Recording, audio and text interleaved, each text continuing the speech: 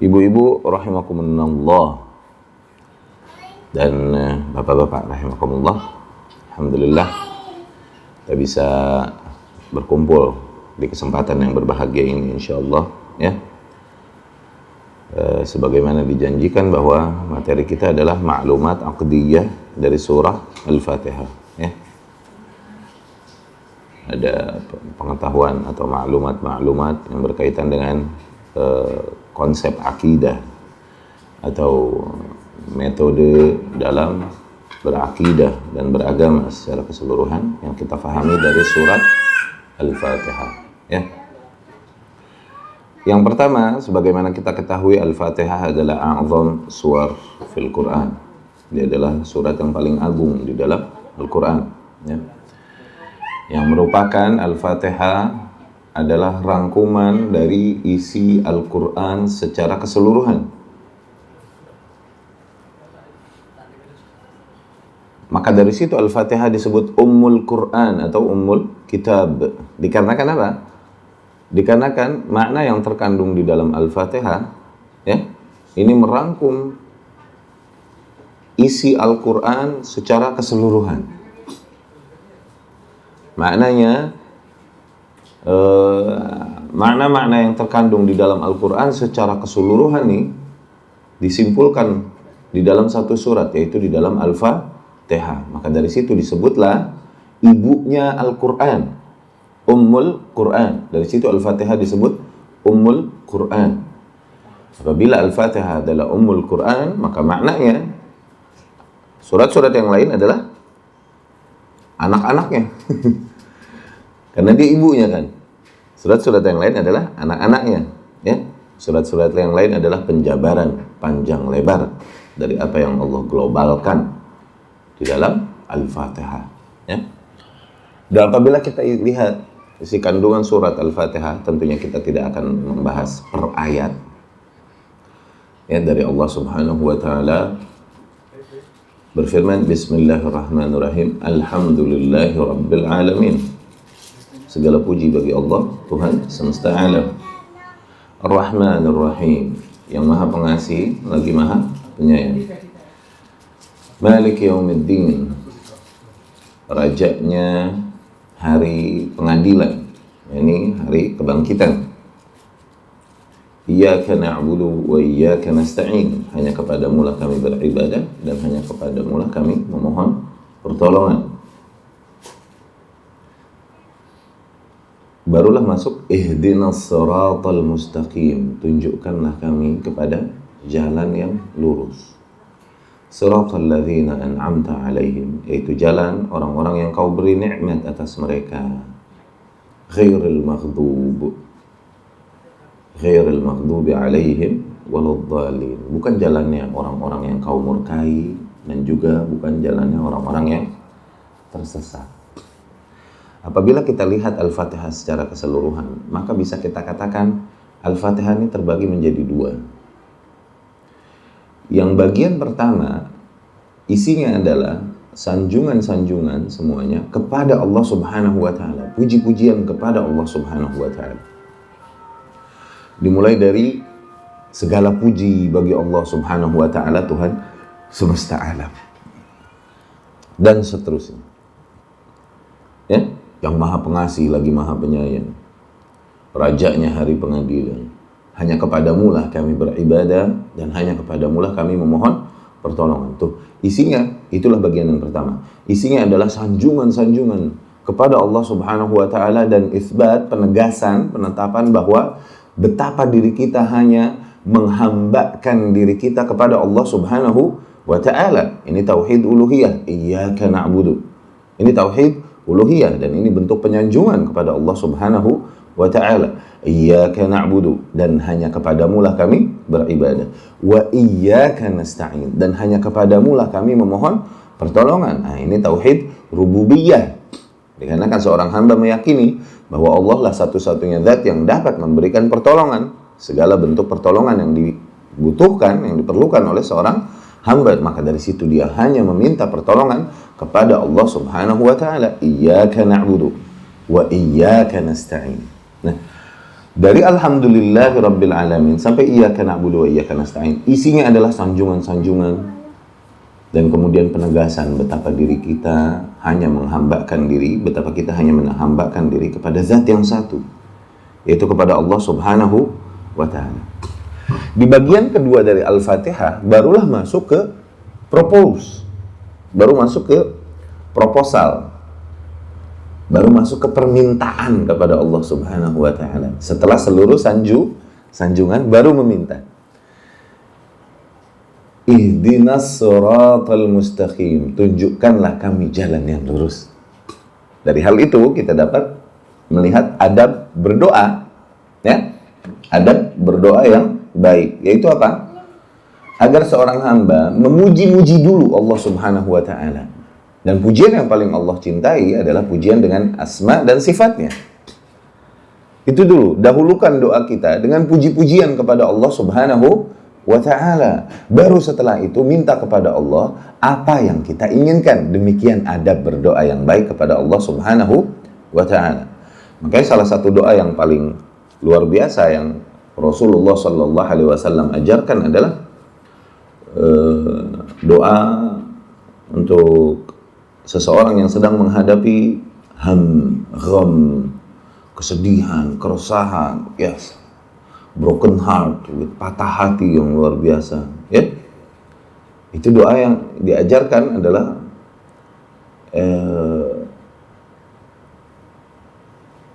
doa yang diajarkan oleh Rasul Sallallahu Alaihi Wasallam mengandung makna ini, di mana seorang hamba dianjurkan untuk berdoa, Allahumma inni abduk wabnu abdik wabnu amatik. Ya Allah, sesungguhnya aku hambamu dan hamba dari anak hamba lelakimu, anak dari hamba lelakimu, anak dari hamba wanitamu. Nasiyati biadik, jiwaku berada di tanganmu.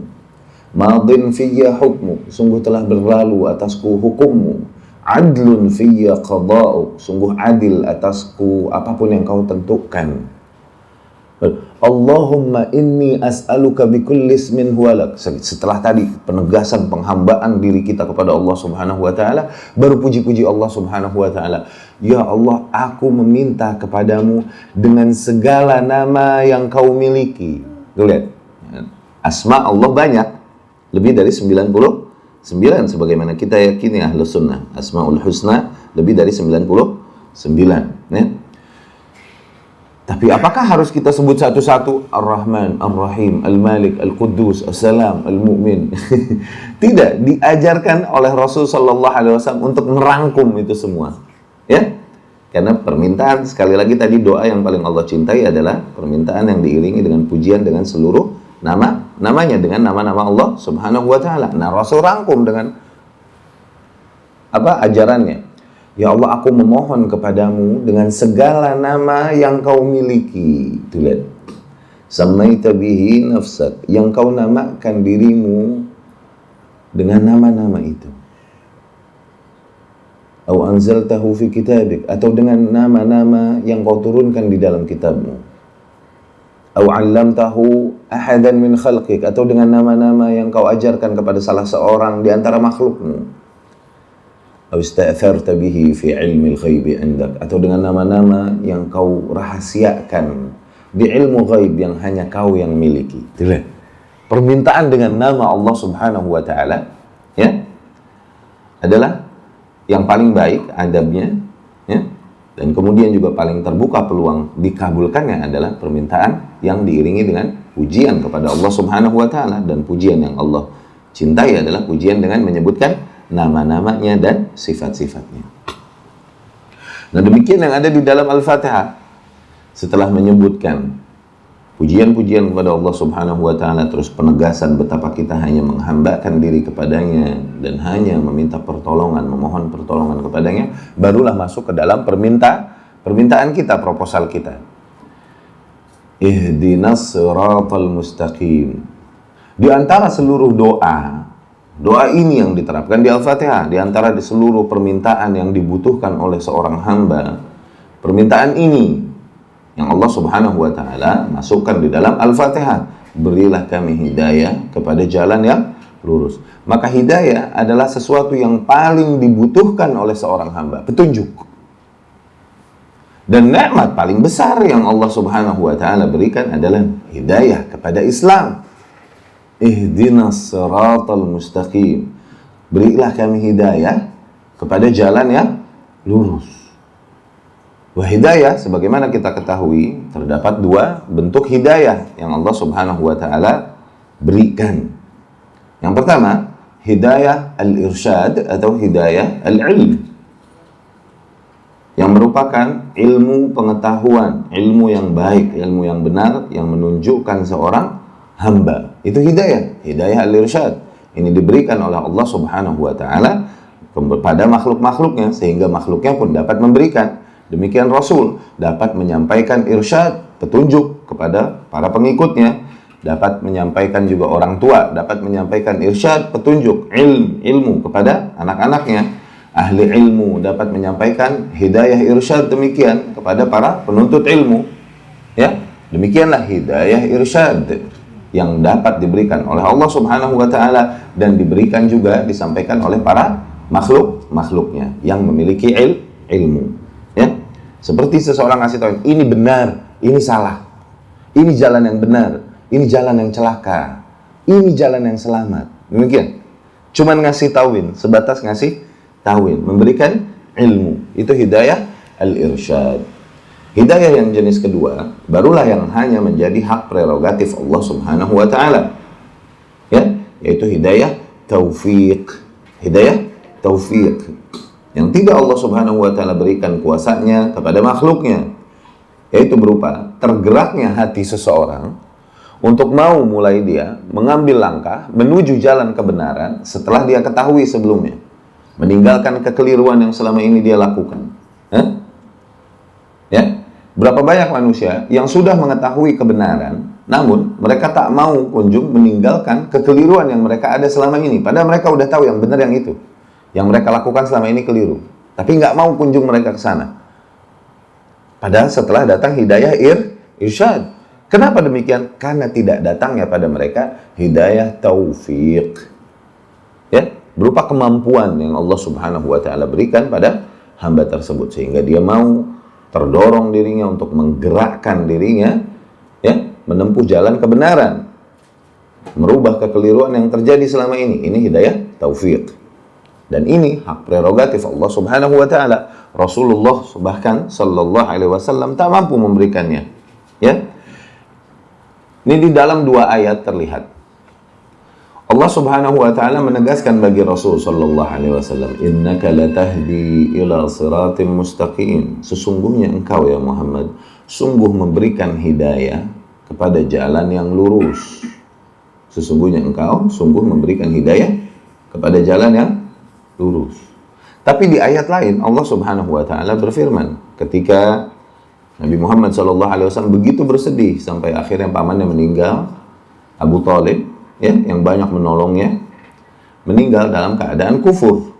Begitu bersedihnya Nabi Muhammad SAW, Allah pun menurunkan tegurannya. Allah Subhanahu wa taala berfirman, "Innaka la tahdi man ahbabta, walakinnallaha yahdi man yasha." Sesungguhnya kau tak bisa memberikan hidayah kepada siapapun yang kau cintai, tapi Allah lah yang dapat memberikan hidayah kepada siapapun yang dikehendakinya.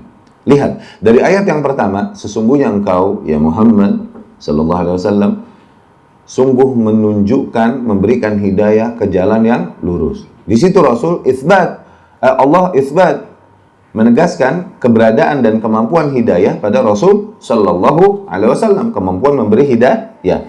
Tapi di ayat yang kedua Allah menafikannya.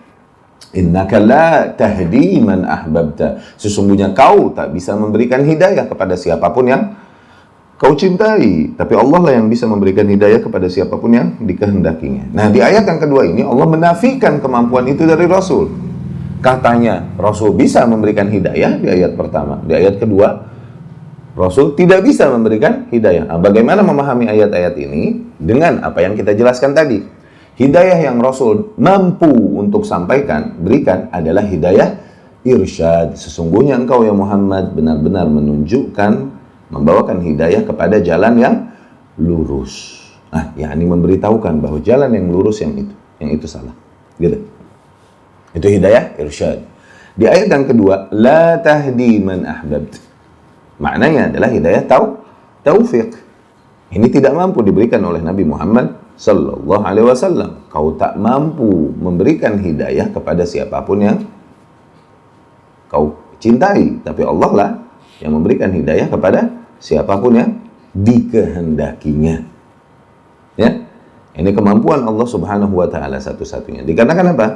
Berkaitannya dengan hati. Nanti hati bolak-baliknya di tangan Allah Subhanahu wa taala. Allah lah yang Maha membolak-balikan hati para hamba-hambanya. Ya. Ihdina, berikanlah kami hidayah as-sirat al-mustaqim. Ya.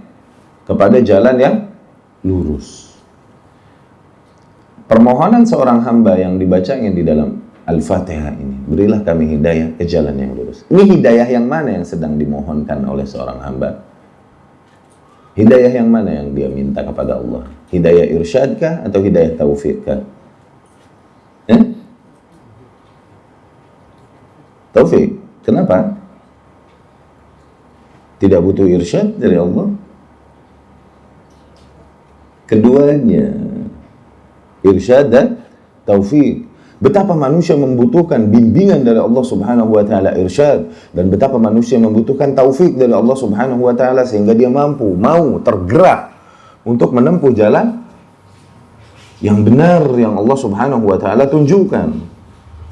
Ya, meninggalkan kekeliruan yang selama ini dilakukannya. Betapa manusia membutuhkan itu. Bahkan Rasul sendiri sallallahu alaihi wasallam ya, senantiasa berdoa memohon kepada Allah hidayah di dalam setiap Al-Fatihahnya. Coba lihat. Bahkan Rasul sallallahu alaihi wasallam, ya, seseorang yang takabur, seseorang yang keliru adalah orang yang merasa bahwa mereka tak membutuhkan lagi bimbingan dari Allah Subhanahu wa taala, apalagi tak membutuhkan taufik dari Allah Subhanahu wa taala.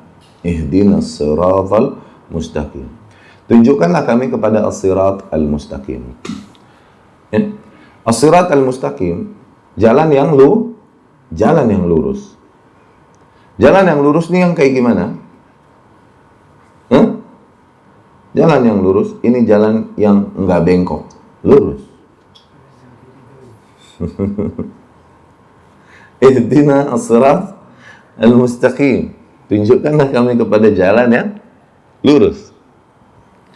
Jalan yang lurus, ciri-cirinya Allah sebutkan, yaitu jalan orang-orang yang kau beri nikmat atas mereka. Tuh, siratal ladzina an'amta 'alaihim. Ya. Siratal ladzina an'amta 'alaihim. Nikmat yang paling besar, coba. Nikmat yang paling besar di dalam kehidupan adalah nikmat hidayah tadi. Maka dari situ dijadikanlah permohonan untuk meminta hidayah, ya kan?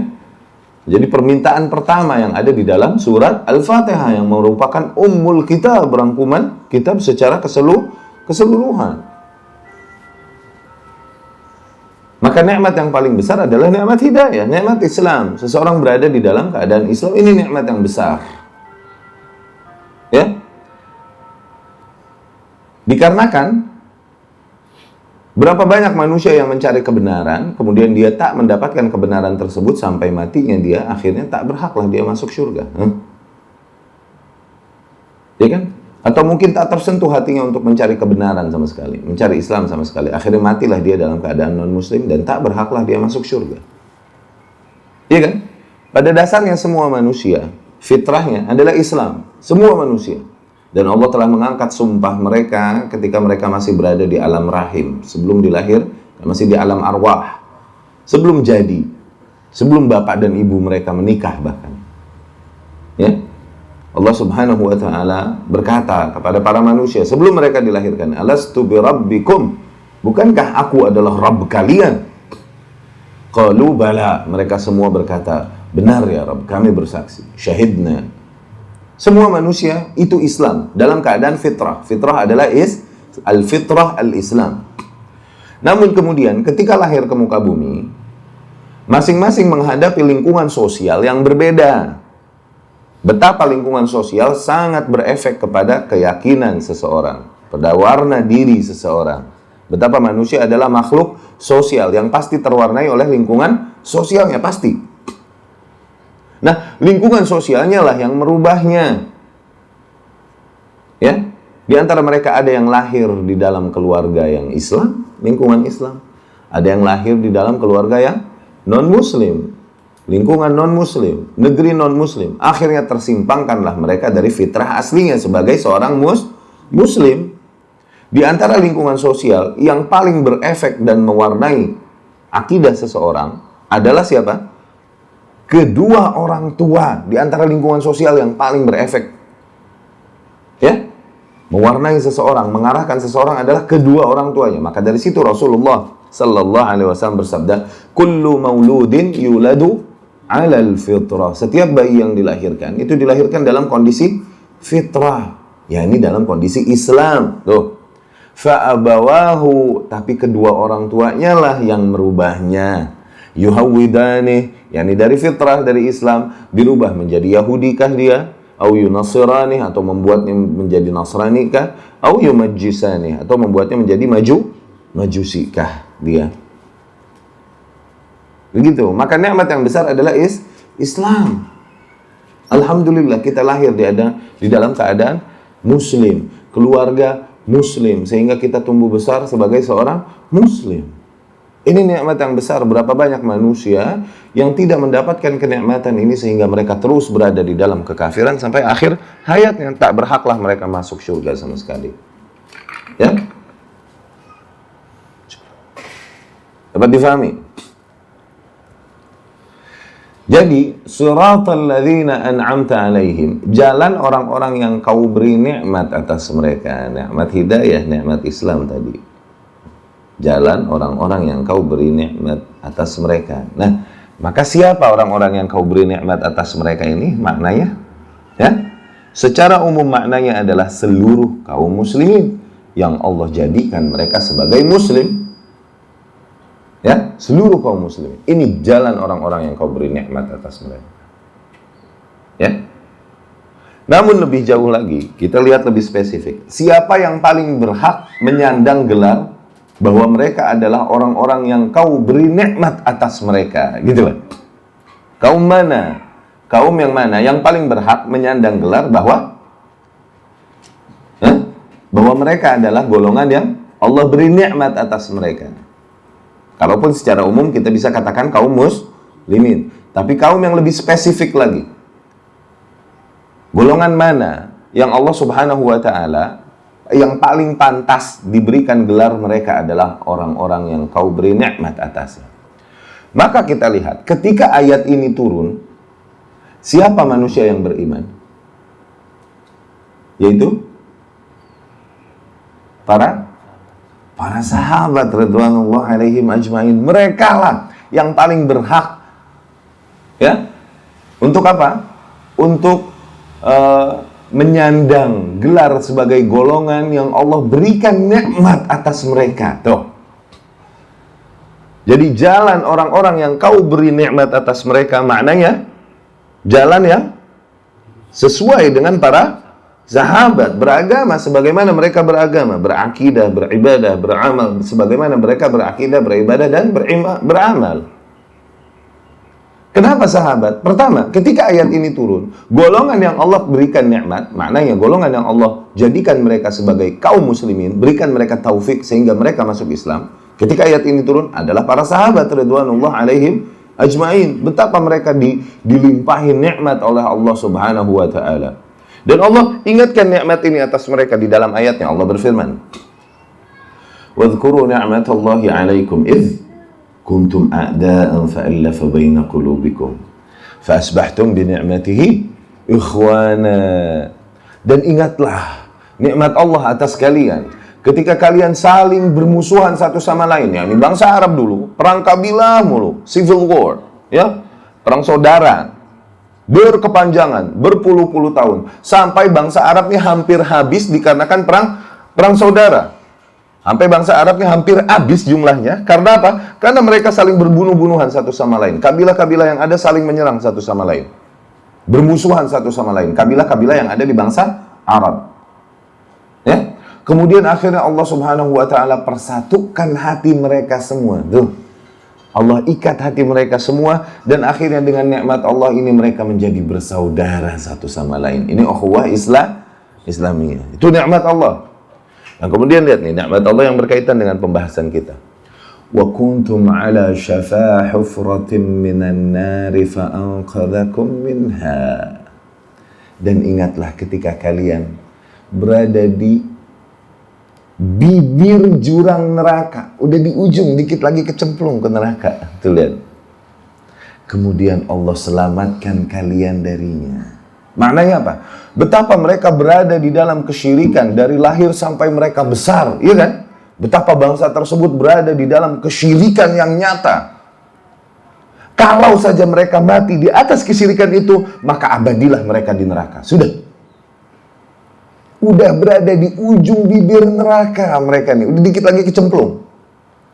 Tapi Allah selamatkan mereka dengan berikan mereka hidayah, datangkan Rasul sallallahu alaihi wasallam atas mereka, dan sentuh hati mereka untuk mau mengikuti Rasulullah sallallahu alaihi wasallam. Wallah, udah hampir kejeblos ke neraka. Iya kan? Maka siapa kaum yang paling berhak menyandang gelar bahwa mereka adalah orang-orang yang kau beri nikmat atas mereka? Siapa tuh? Sahabat salafus salih radhiyallahu alaihim ajmain. Jadilah jalan para sahabat, konsep, metode berislam, manhaj berislam para sahabat yang seorang hamba sepantasnya mohonkan pada Allah di dalam Al-Fatihah. Karena apa? Jalan itulah jalan yang disebut oleh Allah sebagai as-sirat al-mustaqim. Tuh, tunjukkanlah kami kepada jalan yang lurus. Jalan yang lurus ini jalan siapa ya? Jalan para sahabat. Tuh, di mana jalan begitu banyak, terpecah belah dan berkelok-kelok. Namun jalan yang lurus adalah jalan yang di mana aku dan para sahabatku berada di atasnya. Itu kan?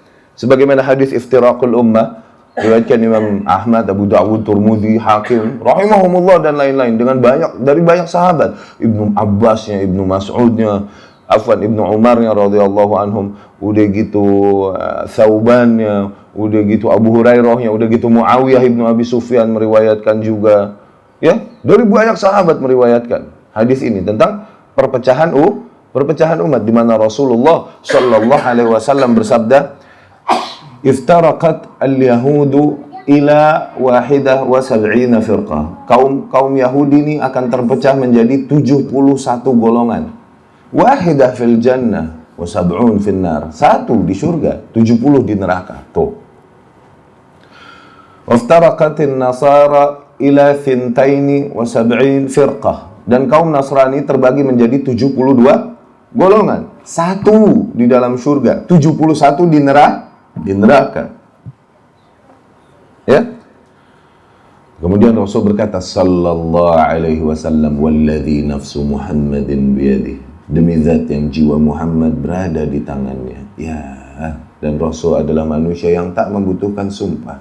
Kenapa? Allah telah tegaskan, "Wa ma yantiqu 'anil hawa." Enggak mungkin dusta Rasul sallallahu alaihi wasallam. Tapi dia bersumpah dalam kasus ini untuk menegaskan betapa benarnya perkara ini. Walladzi nafsu Muhammadin biyadihi. Demi zat yang jiwa Muhammad berada di tangannya. La taftariqanna ummati. Sungguh umatku akan terpecah menjadi 73 golongan. Thintaini wa sab'una finnar. 72 di neraka. Wahidah fil jannah. 1 yang di surga. Para sahabat bertanya tentunya, mereka yang mencari jalan kebenaran, jalan keselamatan, mereka yang hidup bersama Rasul sallallahu alaihi wasallam tak menyia-nyiakan kesempatan hidayah yang ada di antara mereka. Hidupnya Rasul sallallahu alaihi wasallam di antara mereka. Mereka bertanya tentunya, "Man hum ya Rasulullah?" Siapa tuh? Siapa tuh ya Rasul? Rasul pun sallallahu alaihi wasallam bersabda, "Al-jamaah." Jamaah ini aku dan para sahabat. Di sanad lain Rasul sallallahu alaihi wasallam bersabda, "Ma ana alaihi al-yauma wa ashabi." Mereka yang berada di atas jalan yang aku dan para sahabatku berada di atasnya. Tuh. Maka jalan itulah Rasul dan para sahabat yang membawa kita kepada al-firqah an-najiyah, kepada kelompok yang diselamatkan tersebut, yang terselamatkan. Terselamatkan dari apa? Terselamatkan dari fitnah, terselamatkan dari fitnah, terselamatkan dari kesesatan, terselamatkan dari neraka. Jadilah demikian, ya. Konsep atau metode beriman dan beramal, berakidah para sahabat sebagai patokan setelah Al-Quran dan Sunnah, di mana kita menjadi petunjuk bagi kita ketika menghadapi khilaf, umat Islam berbeda pendapat dan lain-lain. Bagaimana mencari petunjuk yang benar? Bagaimana mencari keselamatan? Lihat apa yang dilakukan oleh para sahabat. Apakah mereka melakukan demikian atau tidak? Ini adalah jalan keselamatan. Dan banyak Allah tegaskan hal ini di dalam banyak ayatnya, di mana Allah Subhanahu wa taala memerintahkan kaum muslimin, mengarahkan kaum muslimin yang membaca Al-Qur'an untuk mengikuti jalannya para sahabat. Banyak di antaranya adalah Allah Subhanahu wa taala berfirman, "Al-muhajirin wal ansar walladzina tabauhum bi ihsan radhiyallahu anhum." Tuh. Waradu an, dan mereka pun ridha. Kaum muhajirin dan kaum ansar, siapa tuh? Sahabat. Dan orang-orang yang mengikuti mereka dengan baik, tuh walladzina tabauhum bi ihsan, yakni rahmat Allah tidak hanya terbatas pada satu generasi itu saja, tidak. Allah buka, tapi generasi-generasi berikutnya yang mengikuti mereka dengan baik, yakni mengikuti cara mereka berislam dengan baik, berakidah sebagaimana mereka berakidah, beribadah sebagaimana mereka beribadah. Begitu. Ya. Walladzina tabauhum bi ihsan, golongan muhajirin, golongan ansar, dan orang-orang yang mengikuti jalan mereka dengan baik. Itulah orang-orang yang radhiyallahu anhum, orang-orang yang Allah ridha atas mereka, mereka pun ridha kepada Allah. Tuh. Maka maknanya, kaum lain yang tidak mengikuti jalan para sahabat demikian, apakah Allah ridha atas mereka? Tidak. Itu mafhum mukhalafahnya. Ya. Kemudian Allah pun mengancam. Lihat. Perhatikan, wa may yushaqiqir rasula min ba'di ma tabayyana lahul huda. Barang siapa yang menentang Rasul sallallahu alaihi wasallam setelah datang kepadanya petunjuk, yakni setelah dibilangin, ini loh yang diajarkan Rasul, yang itu enggak. Jangan yang itu dilarang Rasul. Yang demikian justru yang diperintahkan Rasul. Tuh, setelah didirikan hujah atasnya, kemudian dia masih menentangnya dengan alasan apapun. Karena kaumnya misalnya tidak melakukan itu, karena kaumnya membenci hal itu, atau karena itu bertentangan dengan rasionya, dengan hawa nafsunya, dia masih menentang hal tersebut setelah datang kepadanya petunjuk. Wa may yushaqiqir rasula min ba'di ma tabayyana lahul huda. Barang siapa yang menentang Rasul sallallahu alaihi wasallam setelah datang kepadanya petunjuk, keterangan, kemudian wa yattabi' ghaira sabilil mu'minin, kemudian mereka mengikuti jalannya, dia mengikuti jalan selain jalan orang-orang yang beriman, tuh, menentang Rasul, kemudian tidak mengikuti jalan orang-orang yang beriman. Siapa orang-orang yang beriman ketika ayat ini turun? Sahabat. Yani dia menentang Rasul, kemudian tidak mengikuti jalan orang-orang yang beriman, yakni tidak mengikuti jalan para sahabat yang mengikuti Rasulullah sallallahu alaihi wasallam. Tuh lihat, barang siapa yang menentang Rasul setelah datang kepadanya petunjuk, keterangan, ilmu, kemudian dia mengambil jalan lain, metode lain selain metodenya orang-orang yang beriman, yakni para sahabat, maka Allah Subhanahu wa ta'ala ancam mereka. Yang pertama, hukuman di dunia, nuwallihi ma tawalla, kami akan palingkan mereka ke arah mereka berpaling. Maknanya apa? Kami akan buat mereka semakin yakin di atas kesesatannya. Yani semakin dia merasa di atas kebenaran, semakin berani berkorban, berani mati di atasnya. Allah arahkan malah sekalian hatinya ke situ. Kami akan palingkan mereka ke arah mereka berpaling. Yakni kami akan buat mereka semakin yakin di atas kesesatannya. Kami hiasi kesesatan itu sehingga dia semakin yakin di atasnya. Tuh, nuwallihi ma tawalla. Itu hukuman di dunia. Hukuman di akhirat, wa nuslihi jahannam wa sa'at masira. Di akhirat nanti kami masukkan mereka ke dalam api neraka dan sungguh seburuk-buruknya tempat kembali. Ajib.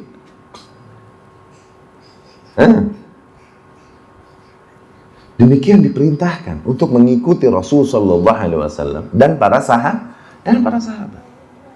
Ini menjadi patokan kebenaran. Di antara kelompok-kelompok yang ada di dalam Islam, yang masing-masing memiliki pendapat-pendapat yang lain berbeda dengan yang lain. Udah. Maka bagaimana seseorang menghukum yang mana yang benar, yang mana yang lebih diridhoi Allah? Karena tak mungkin, seseorang tak bisa pura-pura buta, sudah nggak usah menyalahkan satu sama lain. Yang penting kita bersatu. Ini zahirnya seolah-olah bijak, tapi di situ justru terdapat kebatilan. Ini jadi talbisul iblis. Jadi tipu daya iblis. Iblis seringkali membungkus kebatilan dengan bungkus yang seolah-olah bijak, seolah-olah wise, seolah-olah bagian dari agama. Padahal isinya adalah kebatilan. Membuat seseorang akhirnya berhenti mencari jalan kebenaran, membuat mati semangat amar ma'ruf nahi mungkar, membuat mati semangat penelitian yang hak yang mana. Dengan jargon-jargon demikian, tidak, kita nggak bisa berpaling dari petunjuk yang telah datang dari Rasulullah Sallallahu Alaihi Wasallam. Nggak boleh kufur nikmat kita. Rasul sudah membawakan hidayah pada kita, memberikan keterangan bahwa Islam akan terbagi, terpecah. Tuh, apa kita mau pura-pura buta? Maka kita kufur nikmat.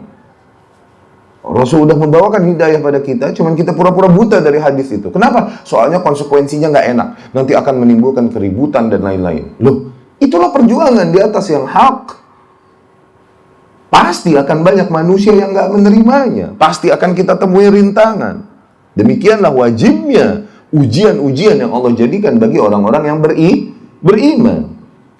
Yang dengan ujian-ujian itu tampak mereka yang keimanannya shadiq sungguh-sungguh, dan tampak di mana di antara mereka yang keimanannya dusta. Ahasiban nasu ayyutraku wa yaqulu amanna wa hum la yuftanun. Apakah manusia mengira setelah mereka berkata kami beriman, kemudian kami tidak uji mereka, tidak kami fitnah, tidak kami uji mereka? Walaqad fatanna alladzina min qablihim. Sungguh telah kami uji dengan ujian-ujian yang berat orang-orang yang beriman sebelum mereka dulu. Fala ya'lamanna Allahu alladzina shadaqu wa la ya'lamanna al-kadzibin. Dari situ, dari ujian itu dapat tampaklah, dapat diketahuilah mana orang-orang yang imannya shadiq, jujur, teguh, tulus. Mana orang-orang yang imannya kadzib, dusta, yang hanya dikatakan oleh lidahnya. Demikian fungsinya fitnah. Kau dapat mengetahui kemana arah seseorang. Kau dapat mengetahui bagaimana kualitas diri seseorang ketika masa apa? Masa fitnah. Ya? Tampaknya kulit asli seseorang, dia sebenarnya muyulnya, kecondongannya kemana? Ketika apa? Masa fitnah. Kelihatan. Kelihatan. Ini fungsi fitnah buat orang-orang yang beriman. Ya? Ihdinas siratal mustaqim. Siratal ladzina an'amta 'alaihim. Jalan dari orang-orang yang kau beri nikmat atas mereka. Semakin yakin kita kepada jalan salafus saleh. Rasul pun sallallahu alaihi wasallam di dalam banyak hadisnya memerintahkan kita untuk mengikuti para sahabatnya, ya. Seperti hadisnya Irbad bin Sariyah radhiyallahu anhu dan lain-lain. Di mana Rasulullah sallallahu alaihi wasallam memberikan tausiah-tausiah terakhirnya sebelum ajal menjemputnya. Okay? Irbad bercerita radhiyallahu anhu, wa'adhana Rasulullah sallallahu alaihi wasallam mau'izah balighah. Suatu hari Rasul sallallahu alaihi wasallam memberikan kepada kita sebuah mau'izah, yakni nasihat-nasihat yang begitu dalam rasanya. Zarifat minhal uyun wa wajilat minhal qulub, yang mana mata para manusia yang mendengarnya berkaca-kaca darinya. Hati para manusia yang mendengarnya bergetar dari wasiat ini yang diberikan Rasul, dari nasihat ini yang diberikan Rasul sallallahu alaihi wasallam. Faqala rajul, maka seseorang pun berkata, ya Rasulullah, ka'annaha mau'izatan muwaddi'. Ya Rasulullah, kok seolah-olah ini adalah nasihat dari seseorang yang akan hendak pergi meninggalkan kita selamanya. Ya. Famadza ta'ahad ilaina, maka apa yang kau pesankan atas kami? Atau fa'usina, maka wasiatilah kami ya Rasul. Yani berilah kami sebuah pesan yang kami akan pegang terus sepeninggalmu ya Rasul, yang membawa kami kepada keselamatan. Rasulullah sallallahu alaihi wasallam pun bersabda, usikum bitaqwallah, tentunya aku wasiati kalian untuk selalu bertakwa kepada Allah Subhanahu wa ta'ala. Itu adalah wasiat Qur'aniyah. Ya? Kemudian was-sam'i wa ta'ah. Aku wasiati kalian untuk selalu mendengar dan mentaati siapapun penguasa yang ada atas kalian. Siapapun yang Allah takdirkan berkuasa atas kalian. Wa in kan 'abdan habasyian. Kalaupun penguasa tersebut adalah seorang budak dari golongan Habsyah, yakni budak yang hitam, tapi dia telah menjadi penguasa di antara kalian, sabar, dengar, taati. Ya? Wa man ya'ish minkum ba'di fasayara ikhtilafan katsira. Dan sungguh di antara kalian yang hidup sepeninggalku akan banyak melihat terjadi banyaknya ikhtilaf. Akan melihat terjadi banyaknya ikhtilaf. Wa may ya'ish minkum ba'di fasayara ikhtilafan katsira. Rasul memberikan solusinya, jalan keselamatan ketika manusia berbeda-beda, berikhtilaf demikian. Rasul berikan solusinya. Alaikum bisunnati. Pegang teguhlah. Kalian harus berpegang teguh dengan sunnahku. Sunnah secara keseluruhan adalah seluruh ajaran yang datang dari Rasulullah sallallahu alaihi wasallam. Kalian harus pegang teguh sunnahku. Wa sunnah al-khulafa ar-rasyidin min ba'di. Dan sunnah para khulafa ar-rasyidin yang datang sepeninggalku. Abdu 'alaiha bin nawajidh. Gigitlah hal tersebut dengan gigi geraham. Maknanya apa? Pegang sekuat-kuatnya. Jangan kau lepas. Wa iyyakum wa muhdatsatil umur. Dan jauhilah oleh kalian perkara-perkara yang muhdats, yang baru, yakni di dalam agama. Ya, jauhilah oleh kalian perkara-perkara yang baru. Dan tidak ada aku ajarkan, tidak pula oleh para khulafaur rasyidin, para sahabat mengajarkannya. Itu maknanya. Jauhkanlah oleh kalian perkara-perkara yang baru. Fa inna kulla muhdatsatin bid'ah. Karena sesungguhnya setiap hal yang baru demikian itu bid'ah. Wa kullu bid'atin dhalalah. Sesungguhnya setiap hal yang bid'ah adalah sesat. Wa kullu dhalalah finnar. Dan setiap kesesatan berada di api neraka. Ya. Petunjuk yang gamblang diberikan oleh Allah Subhanahu wa ta'ala dan Rasulnya sallallahu alaihi wasallam. Namun dikarenakan fitnah syubhat yang begitu dahsyat dan fitnah syahwat juga yang ada di masa ini, sehingga seseorang bingung ke arah mana dia harus membawa dirinya. Bingung. Padahal Rasul telah menunjukkan jalan sejelas-jelasnya, seterang-terangnya. Rasul sallallahu alaihi wasallam berkata, "Taraktukum 'alal mahajjatil bayda." Aku tinggalkan kalian di atas sebuah jalan yang putih bersih. Begitu nyata, terang, bersih. Lailuha kanahariha, bahkan malamnya seperti siangnya. Ini mubalaghah, ini hiperbolis dalam menggambarkan betapa terangnya.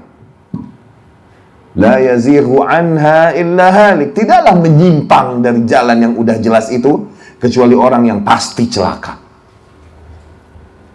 Ya. Jadi semakin kita yakini yang mana yang as-sirat al-mustaqim, ya? Siratal ladzina an'amta alaihim. Nah, ciri khas jalan yang lurus ini, jalan para sahabat ini, jalan yang hak sebagaimana yang murni datang dibawakan oleh Rasulullah sallallahu alaihi wasallam ini, ciri khasnya adalah sebagaimana yang kita bahas di kajian subuh tadi, yaitu apa? Wasatiyah. Berada di tengah di antara dua kubu yang ada, selalu berada di tengah di antara dua kubu yang ada. Ya, berada di tengah. Sifatnya ghairil maghdub alaihim waladhdallin. Bukan jalannya orang-orang yang kau murkai, dan juga bukan jalannya orang-orang yang tersesat. Orang-orang yang kau murkai di ayat ini, sebagaimana para ahli tafsir banyak mengatakan bahwa yang dimaksud dengan orang-orang yang kau murkai, ya, orang-orang yang dimurkai oleh Allah Subhanahu wa taala adalah golongan Yahudi. Adalah golongan Yahudi. Kenapa Yahudi dimurkai? Dikarenakan Allah Subhanahu wa taala telah menurunkan banyak petunjuk, banyak nabi, banyak rasul atas mereka. Allah turunkan atas mereka banyak kitab di bangsa Yahudi, diturunan Ishaq alaihi salam. Ishaq ini yang dibilang, Yaqub alaihi salam. Yaqub ini yang dibilang Israel. Yaqub ini yang diberi nama Israel. Nah, Bani Israel adalah anak-anak Yaqub alaihi salam. Gitu. Nah, Allah turunkan banyak nabi dan rasul ini di jalur mereka, dan kitab-kitab pun di jalur mereka. Banyak petunjuk datang pada mereka. Dan kemudian mereka pun banyak mengetahuinya. Namun kesemua petunjuk yang datang itu tidak membuat mereka menjadi beriman kepada Allah Subhanahu wa taala, beriman kepada Rasul yang datang pada mereka. Ya. Ilmu yang banyak ini tidak mendorong mereka kepada amal, gitu. Minimal amalan pertama lakukan kek, gitu. Imani kek, gitu. Ini tidak, tetap membuat mereka menentang, ngeyel, membangkang. Ya? Sehingga Allah Subhanahu wa taala sifati mereka dengan seburuk-buruknya sifat. Allah sifati mereka seperti keledai yang membawa banyak buku. Matsalul ladzina hummilut taurata tsumma lam yahmiluha kamatsalil himar yahmilu asfar. Permisalan kaum yang diturunkan atas mereka Taurat, namun mereka tak mengambilnya, tak mengimaninya dan menerapkannya di dalam kehidupan, gitu. Permisalan mereka ini seperti keledai yang membawa banyak buku. Yani keledai, kalau dia bawa banyak buku di punggungnya, okay, apakah akan membuat mereka lebih pintar? Tidak, tetap aja keledai kan? Demikianlah permisalan mereka. Setelah datang banyak ilmu pada mereka, tidak mendorong mereka kepada amalan. Amal pertama minimal, gitu. Imani kek? Enggak. Terus membangkang, ngeyel, melawan, mengingkari, kufur. Bahkan ujung-ujungnya mereka banyak membunuhi para nabi. Banyak membunuhi para nabi dan rasul yang ada pada mereka. Wa yaqtuluna al-anbiya'a bighairil haqq. Mereka biasa membunuhi para nabi tanpa hak. Tuh lihat, bukannya diimani, diikuti, malah dibunuh. No, kurang ajarnya nggak nanggung, penentangannya nggak nanggung, sampai dibunuh nabinya. Orang-orang yang adil, orang-orang yang saleh di antara mereka yang menyeru kepada keadilan dan lain-lain, menyeru mereka kepada hal ini, menyeru kepada kebenaran, menyeru mereka untuk meninggalkan kekeliruan yang mereka ada di atasnya selama ini, pun mereka bunuhi. Wa yaqtuluna alladhina ya'muruna bil qisti minan nas. Dan mereka biasa membunuhi orang-orang yang biasa menyeru kepada keadilan di antara manusia. Tuh, kurang ajarnya Yahudi. Sejauh itu, jadilah mereka golongan yang al-maghdub alaihim. Kenapa mereka dimurkai tadi? Karena turun atas mereka ilmu. Mereka punya ilmu banyak, tapi tidak mendorong kepada amal. Waladhdallin, dan bukan juga jalan orang-orang yang bukan juga jalan orang-orang yang tersesat. Siapa yang tersesat? Ya, ini Nasrani. Kenapa mereka? Sebaliknya dari Yahudi. Mereka punya amal, tapi nggak punya ilmu. Mereka semangat dalam beramal, dalam beribadah luar biasa. Tapi ilmu pada mereka telah hilang. Ilmu pada mereka telah hilang, telah sirna. Ya, hilang oleh ajaran-ajaran baru yang tidak datang dari Allah Subhanahu wa taala. Akhirnya mereka beribadah dengan apa? Karena tak ada tuntunan ilmu. Mereka beribadah dengan hawa nafsu. Berlebihanlah mereka dalam beribadah. Di antara mereka, banyak yang meninggalkan kehidupan duniawi total dan memilih hidup di bukit-bukit untuk hanya menyibukkan diri dengan ibadah kepada Allah Subhanahu wa taala. Ini gaya hidup, lifestyle yang dibilang rahbaniyah, gaya hidup rahib-rahib begitu. Mengharamkan atas diri mereka apa yang Allah halalkan, yaitu apa? Wanita. Itu bahkan di antara mereka ada yang sampai yakhtasi, mengkebiri dirinya. Supaya apa? Mati syahwatnya total. Dan gak ada keinginan untuk wanita. Dia hanya menyibukkan diri dengan ibadah kepada Allah Subhanahu wa ta'ala. Tuh, lihat. Kemudian begitu mereka mengagungkan orang-orang saleh dan kemudian Nabi, Rasul yang ada pada mereka, yaitu Isa alaihi salam. Mereka agungkan, muliakan. Hulu, berlebihan dalam hal itu. Sampai akhirnya disembahlah Nabi tersebut. Disembahlah orang-orang soleh tersebut oleh mereka. Dijadikan perantara antara mereka dengan Allah. Tadinya tawassul, perantara. Lama-lama ditempatkan di tempat sesuatu yang juga disembah bersama Allah Subhanahu wa ta'ala. Tuh. Lihat. Bagaimana mereka menempatkan Nabi Isa alaihi salam akhirnya. Bagaimana mereka menempatkan Jibril alaihi salam. Mereka bilang Roh Kudus. Bagaimana orang-orang saleh di antara mereka kenang dan mereka agungkan dengan patung-patung yang ada. Saint, begitu. Santo, orang-orang suci. Gitu kan? Saint Carolus, Saint Maryam, Saint, gitu kan? Nah, ini orang-orang suci. Yang akhirnya mereka mempersekutukan Allah Subhanahu wa ta'ala dengan hal-hal itu. Mereka orang yang tersesat, punya semangat beribadah yang besar, punya amalan yang banyak, tapi nggak punya tuntunan ilmu. Akhirnya jadilah mereka tersesat. Nah, jalan orang-orang yang jalan yang lurus, jalan orang-orang yang kau beri nikmat atas mereka, semakin terbuka gambarannya. Ya, jalan yang lurus, jalan orang-orang yang kau beri nikmat atas mereka, bukan jalan orang-orang yang menyimpang dari jalan yang lurus ini. Tersimpangkan oleh apa? Oleh syubhat, oleh syahwat. Tersimpangkan oleh hal-hal baru yang mereka buat-buat. Bid'ah, muhdath, sehingga membawa mereka keluar dari jalur yang seharusnya. Kepinggir. Abdullah bin Mas'ud radhiyallahu anhu, diriwayat Imam Bukhari rahimahullah dan lain-lain. Abdullah bin Mas'ud radhiyallahu anhu bercerita, khatta lana Rasulullah sallallahu alaihi wasallam khattan mustaqima. Suatu hari Rasul sallallahu alaihi wasallam menggambarkan bagi kita sebuah garis yang lurus.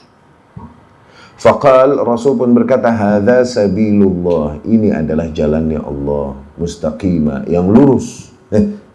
Bikin garis lurus, terus dibilang bahwa ini adalah jalannya Allah yang lurus. Thumma khatta khututan an yaminih wa shimalih. Kemudian Rasul membuat banyaknya garis-garis di samping kiri dan kanan garis yang lurus tadi. Tuh, banyak garis. Bercabang-cabang. Bercabang dari garis yang lurus tadi. Kemudian Rasul berkata, hadhihi subulus syaitan. Ini adalah jalan-jalannya syaitan. Jalan kebenaran satu, lurus, tidak banyak. Jalan-jalan yang lain adalah jalannya syaitan. Ala kulli sabilin minha syaitanun yad'u ilaih. Yang di setiap permukaan satu jalan, jalan-jalan yang menyimpang ini, di setiap permukaan jalannya terdapat syaitan yang menyeru manusia kepadanya. Mereka yang berada di jalan yang lurus untuk menyimpang. Begitu. Thumma tala qawlahu ta'ala, kemudian Rasul pun sallallahu alaihi wasallam membaca firman Allah subhanahu wa ta'ala, wa anna hadha sirati mustaqiman fattabi'uh wa la tattabi'us subula fatafarraqa bikum an sabilih. Dan sesungguhnya ini adalah jalanku yang lurus, maka ikutilah jalan yang ini, dan janganlah kau ikuti jalan-jalan yang lain, sehingga kalian berpecah belah, berpencar dari jalannya yang lurus. Ya? Jalan yang lurus. Jalan orang-orang yang kau beri nikmat atas mereka. Jalannya Rasulullah sallallahu alaihi wasallam dan para sahabat salaful ummah ridwanullahi alaihim ajma'in. Ya? Dapat difahami nih? Yang ciri khas jalan tersebut adalah berada di tengah, wasat. Dari situ Allah subhanahu wa ta'ala berfirman, seperti yang kita jelaskan di kajian subuh tadi.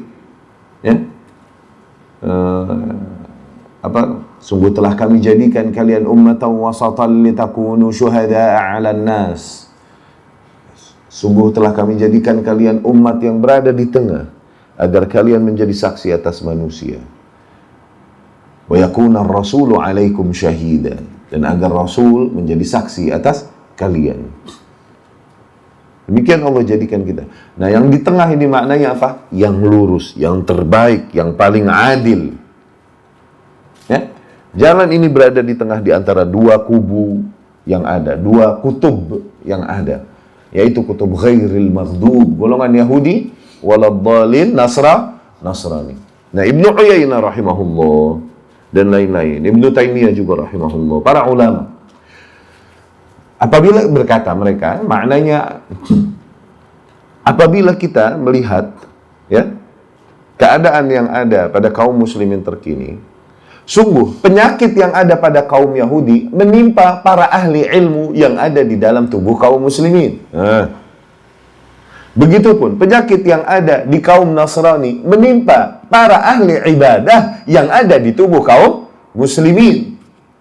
Di antara kaum muslimin, banyak di antara mereka yang telah mendapatkan ilmu, namun tak kunjung mereka mau mengambil jalan perbaikan, meninggalkan kekeliruan yang mereka ada di atasnya selama ini. Dikarenakan apa?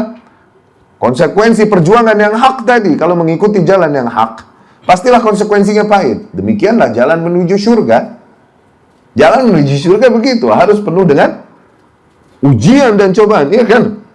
Rasul bercerita sallallahu alaihi wasallam, huffatil jannatu bil makarih. Surga ini diselimuti dengan hal-hal yang makarih, yang dibenci oleh manusia. Sakit, dibenci, diusir, dimusuhi, gitu. Hal-hal yang dibenci oleh manusia. Surga diselimuti dengan hal-hal yang dibenci oleh manusia. Sehingga para malaikat berkata, kami khawatir kalau begini nggak ada yang bisa masuk surga.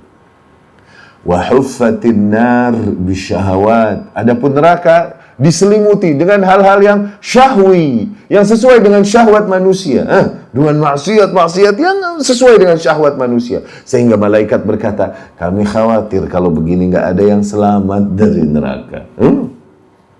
Iya. Ya, di antara ahli ilmu, di antara kaum muslimin, terdapat penyakit Yahudi, di mana banyak di antara mereka yang telah mengetahui kebenaran, bahwa yang mereka lakukan dan dilakukan oleh kaumnya selama ini adalah keliru dan tidak diajarkan oleh Rasulullah sallallahu alaihi wasallam. Namun tak bisa mereka meninggalkan itu. Karena apa? Konsekuensinya yang pahit. Ya, demikian pula bangsa Arab terdahulu, kaum musyrikin. Mereka tahu bahwa Nabi Muhammad sallallahu alaihi wasallam nggak mungkin berdusta. Hidup dari kecil sama mereka. Mereka yang menjuluki Al-Amin. Begitu kan? Mereka tahu nggak mungkin dusta. Mereka pun dengan pengetahuan bahasa Arabnya tahu bahwa bahasa Quran ini, demi Allah, bukan bahasa manusia. Ini terlalu indah untuk menjadi bahasa manusia. Nggak mungkin manusia bisa mengarang seindah ini. Mereka sangat memahami syair. Ya. Tapi setelah pengetahuan itu semua, kenapa mereka kebanyakannya dulu awalnya tidak mau mengikuti Rasulullah sallallahu alaihi wasallam? Karena maknanya, kalau mengikuti Rasul sallallahu alaihi wasallam, aku harus meninggalkan tradisi nenek moyangku. Harus bertentangan dengan kaumku, dimusuhi oleh kaumku, dimusuhi oleh bangsa Arab bahkan yang memiliki tradisi yang sama semuanya. Ayo. Harus hilang selama ini posisiku yang dimuliakan oleh masyarakat, hilang. Manusia yang selama ini berkumpul mencintaiku akan bubar meninggalkanku. Tuh. Kenapa? Karena aku mulai mengambil jalan yang hak. Ini konsekuensinya. Nggak semua kuat, nggak semua siap, nggak semua dikasih taufik sama Allah. Itu intinya. Akhirnya mereka memilih untuk kufur. Ini demikian yang terjadi pada kaum musyrikin dulu. Mereka tahu, mereka terlena kalau mendengar Rasulullah SAW membaca bacaan Quran. Mereka tahu. Sisanya kesombongan dan al-baghi, keinginan untuk menguasai satu sama lain, yang membuat mereka menentang kebenaran yang dibawakan oleh Rasul Sallallahu Alaihi Wasallam. Di antara golongan kaum muslimin terkena penyakit Yahudi juga.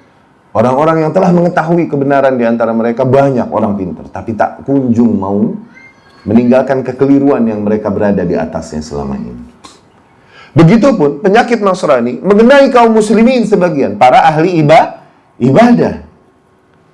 Di mana mereka banyak beribadah dengan semangat dan hawa nafsu. Padahal mereka tahu bahwa itu tidak ada tuntunannya dari Rasulullah Sallallahu Alaihi Wasallam. Mereka beribadah dengan perasaan. Ah, kenapa enggak? Ini kan bagus, masa enggak boleh sih? Gitu. Iya kan? Ini kan Quran, masa dilarang? Begitu sukanya kan? Hah? Mereka beribadah dengan perasaan, beribadah dengan perasaan. Beribadah dengan hawa nafsu, beribadah dengan pertimbangan-pertimbangan rasio mereka. Berhujah, berdalil dengan itu semua. Sisanya ayat-ayat Quran, hadis-hadis tinggal comot sana sini untuk membenarkan, menjustifikasi apapun yang mereka lakukan. Kalaupun itu salah. Yang penting niatnya, udah, jangan disalah-salahin. Kan Rasul bilang, innamal a'malu gitu kan? Mengambil satu dua ayat, satu dua hadis dan berpaling dari ayat-ayat dan hadis-hadis yang lain yang tidak sesuai dengan hawa nafsunya. Ya? Maka jalan yang lurus adalah jalan yang di mana Rasulullah sallallahu alaihi wasallam dan para sahabat berada di atasnya. Manhaj itu, metode itu. Bagaimana Rasul dan para sahabat menjalankan agama secara keseluruhan. Bagaimana mereka berakidah, berkeyakinan. Bagaimana mereka beribadah. Ya? Bagaimana mereka bagaimana mereka menyikapi kasus-kasus yang terjadi. Bagaimana mereka menyikapi ajaran-ajaran yang datang bukan dari Islam. Bagaimana lihat bagaimana mereka. Dan semua bentuk beramal di dalam agama, lihat bagaimana contoh yang datang pada mereka. Untuk menilai kebenaran, juga lihat yang mana yang lebih dekat kepada praktek Rasul dan para sahabat. Itu yang lebih selamat. Yang mana yang lebih dekat di antara ikhtilaf yang ada. Yang mana yang lebih dekat kepada praktek Rasulullah SAW dan para sahabat. Oke? Yang mana yang lebih mereka membuat hal-hal baru dengan nama mungkin ijtihad dan lain-lain. Lihat, untuk melihat apa jalan yang lebih selamat dalam menyikapi khilaf. Dapat difahami insya Allah ya. Tayyib, sekian materi yang ringan ini kami sampaikan. Semoga dapat difahami dengan baik dan membuka pemahaman kita tentang Islam dan berislam secara keseluruhan. Ya. Qulu qawli hadza wa astaghfirullah li wa lakum subhanakallahumma rabbana wa bihamdika asyhadu an la ilaha illa anta astaghfiruka wa atubu ilaik. Assalamualaikum warahmatullahi wabarakatuh.